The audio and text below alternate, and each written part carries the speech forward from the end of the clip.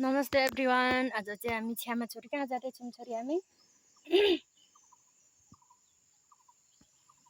आज चाहिँ हामी छ्यामा छोरी दुईजना रुन्जाटार जाँदैछौँ। अहिले चाहिँ हामी आधी बाटोमा छौँ। छोरी चाहिँ गलेर हिँड्नै मानिराख्नु भएको छैन।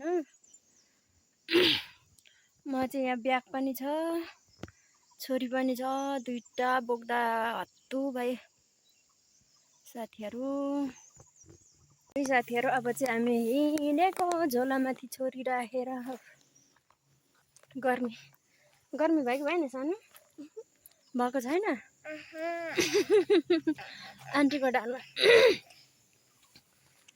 आन्टीको ढाडमा बसेर चाहिँ गर्मी नभएको छोरीलाई के होइन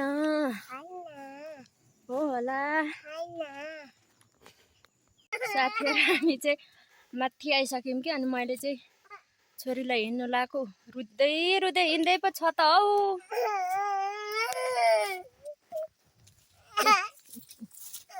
हिँड्नु अल्छीले यो चाहिँ मैले बोकेको बोके गर्नु रे।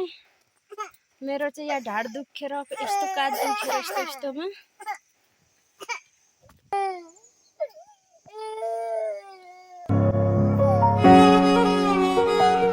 यसरी चाहिँ को हिँड्छ सानो रुँदै चाहिँ को हिँड्छ सानो यसरी।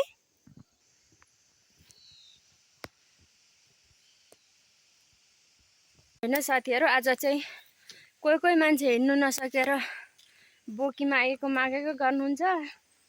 अनि मेरो पछि पछ्याउँदै हुनुहुन्छ। म बिस्तार हिँड्दैछु। गोजीमा हात राखेर हिँड्दै हुनुहुन्छ यता कोही मान्छे चाहिँ। हेलो के गर्नु साथीहरू, नबोकी त धर पाइँदैन। झोलामाथि बसेर कोही मान्छेहरू यति रमाउँदैछन् यति खुसी हुँदैछन्। खुसीको त सीमा नै छैन। सानो बेबी तपाईँ कति खुसी हुनुहुन्छ आज आन्टीले बोक्दा भन्नुहोस् त। खुसी हुनुहुन्छ कि हुनुहुन्न ओ बेबी नबोल्ने मान्छे। नै साथीहरू, हामी चाहिँ ओखलढुङ्गा आइपुग्यौँ। मलाई साह्रो टाउको दुखेर गाडी लाग्यो, कस्तो काम नै भएको छु। अनि यता चाहिँ ब्याकग्राउन्डमा देख्नुहुन्छ यो चाहिँ रुन्जाटार हो साथीहरू। अनि हामी चाहिँ गाडीमा चढिसकेको थियौँ। अनि मैले चाहिँ यसो भिडियो हल्का बनाएँ। अनि मलाई चाहिँ एकदम टाउको धोएर गाह्रो भएको थियो। अनि म चाहिँ भोइस ओभर गर्दैछु यो चाहिँ होइन। हामी रुन्जाटार साथीहरू, हामी चाहिँ यहाँ आइपुगिसक्यौँ घरमा। अनि फेरि नानीहरू लिनु हिँडेको।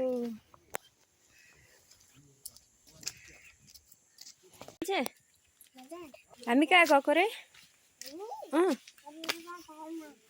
रुन्जाटारमा? कसलाई लिनु जाँदैछौँ छोरी अहिले? हामी दिदीसँग जाँदैछौँ। ए उसको दिदी लिनु जाँदैछौँ हामी चाहिँ। छोरीलाई भेटिन, छोरी चाहिँ पर पुगिसकिन्। अनि मैले चाहिँ भेटाउनु सकिनँ रे, त्यही भन्दैछ। अनि कि साथीहरू, छोरी चाहिँ अगाडि हिँड्दै म चाहिँ पछि छोरीलाई पछ्याउँदै गइराखेको थिएँ। अनि हामी चाहिँ स्कुलको रोड पुगिसक्यौँ। अनि छोरी चाहिँ खेल्नु थाली। अनि त्यसपछि अरू स्कुलेहरू चाहिँ निस्किसक्नु भएको थिएन। अनि त्यहाँदेखि फेरि छोरी चाहिँ हाँस्दै मैतिर आई। अनि मैले अरू विद्यार्थीहरू, हामी चाहिँ दिदीहरू हाम्रो नानीहरू लिनु गएको। उनीहरू त ट्युसन पढेर मात्र आउने रे। अनि म चाहिँ नानी लिएर फेरि आएँ।